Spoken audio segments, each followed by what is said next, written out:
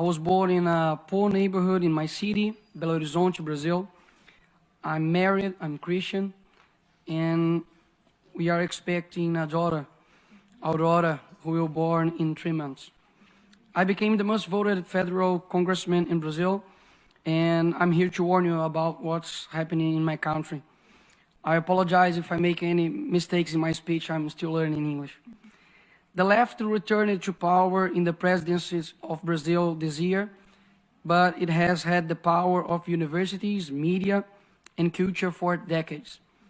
America is like a body, and its health is a tripod: patriotism, morality, and spirituality.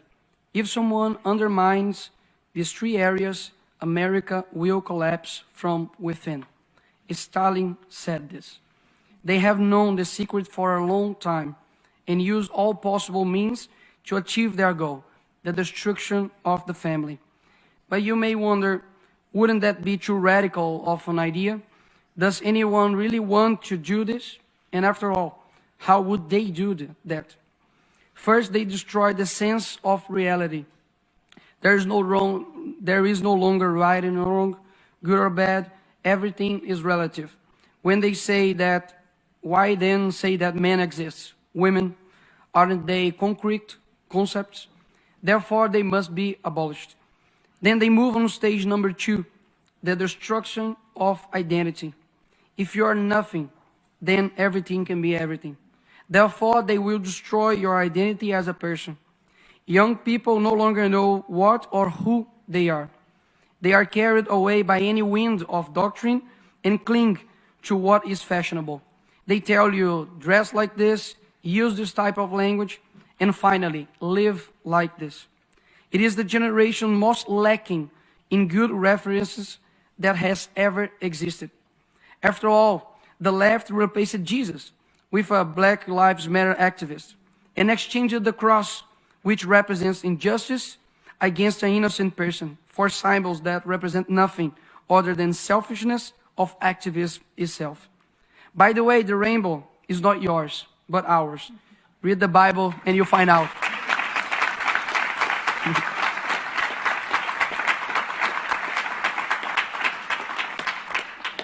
Also, beauty no longer exists. The focus is on shocking, whether in fashion, music, films, and TV series.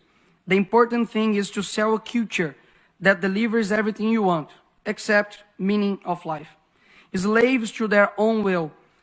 A generation that cannot handle pain, confrontation, much less being told what is wrong. Who exchange their parents' advices for teachers who never carried them in their arms? Who commit the strange of the youth to actions that only serve those who are dominating them? They are too foolish to know that they are being used and who uses them. Like those who campaign for abortion, but ignore that 75 years ago, the Universal Declaration of Human Rights was published, which in its 3rd article states, everyone has the right to life. This is a 12-week-old baby. His or her heart is already beating. It has a fingerprint. There is no one in the world like this baby. When they find a bacteria on Mars, they call it life. But this child is just a clump of cells to them. To those who propagate death and help the largest silent genocidal movement, we will respond with a culture that recognizes the sacredness of life and encourages its acceptance. I renew my commitment of protecting the lives of children, both before and after birth. This is the first and most fundamental of rights. Without it, nothing else is possible. But it is not only tool they use to change our culture. Men who use it to lie about their ages, to go to war and fight for their country, but now lie about their biological sex to compete with women. How did we get to this point? Who is responsible for creating this generation? Where are the men and women with the courage to say they will not bow to tyranny? Are we watching the world collapse in front of our eyes and we are just going to watch it? No. We ain't nobody's slaves. Our freedom was achieved with a lot of sweat and blood. And it would be very naive to believe that it would be not with sweat and blood that we would maintain it.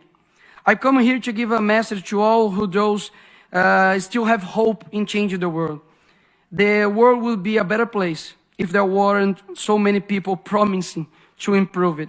It's a quote from philosopher Olavo de Carvalho, and that fits perfectly with Greta and Leonardo DiCaprio, for example, that supported our socialist president called Lula, a thief that should be in jail, and now we have Amazonia with the worst fire in 15 years, and they are just in silence and disappeared.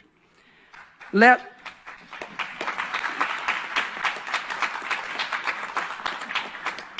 us first be the change. I know that the situation looks terrible and the conservatives tends towards private life, his work and his family. But if we don't rise up for public life, our private life will be and is in danger. To do this, we need to raise educators who will dictate new directions for UNESCO, for example. Education that teaches and not doctrinates. New judges who will honor the magisterium and deliver justice. And not like some of Brazil's Supreme Court who have betrayed the Brazilian people and persecuted their political opponents. New teachers who will use the classroom to train students and not activists. New artists, musicians, directors who will influence culture towards something other than just sex and promiscuity. New people who will transform this world. Know that if you are listening to me right now, I believe in your strength, in your ability to influence and change where you are. You start with your family, then your neighbor. Bring light to your neighborhood, and we will live better than we are now. We never know the extent of our influence, where our voice will reach. But I hope I have reached your heart, because I'm speaking from it. Love is the only thing that transcends time and space.